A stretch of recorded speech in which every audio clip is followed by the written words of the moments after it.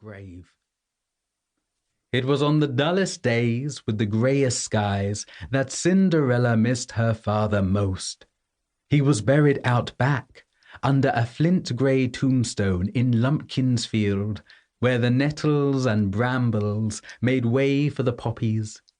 She'd visit his grave whenever she could, her faithful horse Lumpkin nuzzling at her side, her one friend, her only family.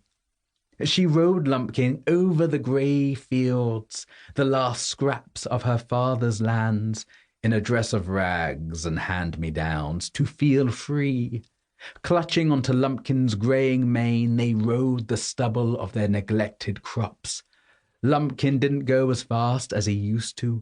His gallop was more pained trot than lightning strike, more hobble than throttle. The bones of his once muscular back stuck painfully into Cinderella, but she needed to ride him one last time. From the field's edge, she could see the winding dusty road that ran into Grimsville, a town with glamour long behind it. It now sat festering, forgotten. As she stroked Lumpkin's grey coat, she noticed how his breath came in long wizened puffs, how his rib-cage rattled, how his once strong legs shook.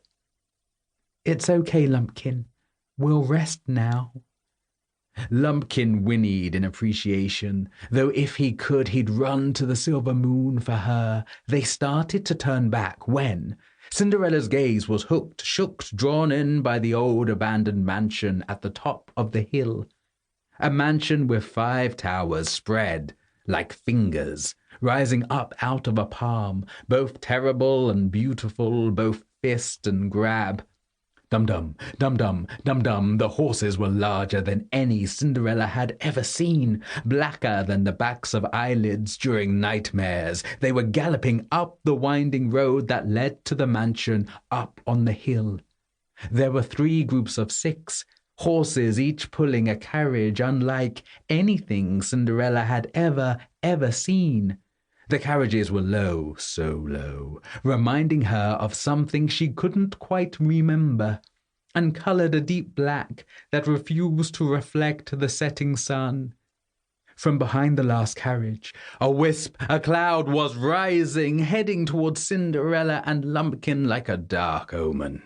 Lumpkin attempted a whinny, but it came out like a rasp. "It's okay, Lumpy."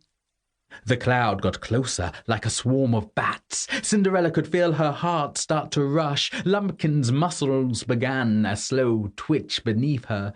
"Please, Lumpy, one more time, just for me. Let's show them the meaning of speed."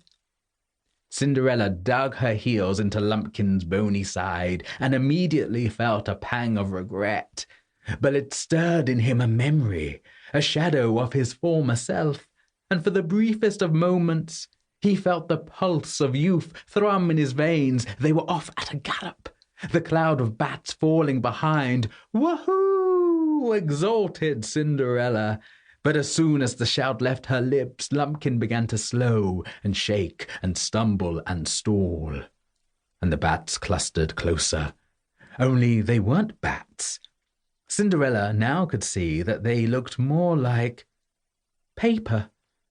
"They are black sheets of paper, Lumpy, of the weightiest, most luxuriating stationery."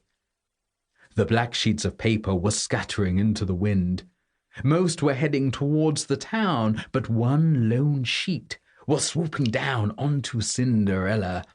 It slipped itself into her hand.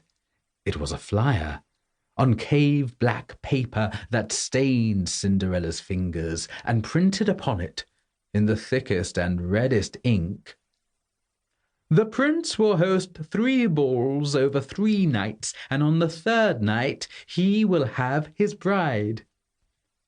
"Looks like a prince is moving into the old abandoned mansion, Lumpkin," said Cinderella, as they plodded back to her father's grave, knowing full well that an invitation to a ball, any ball, could never be for her. Lumpkin's eyes were 2 watery pools as he kneeled by Cinderella, his rattling breath echoing through his skeletal frame. An apple tree grew bent and heavy above.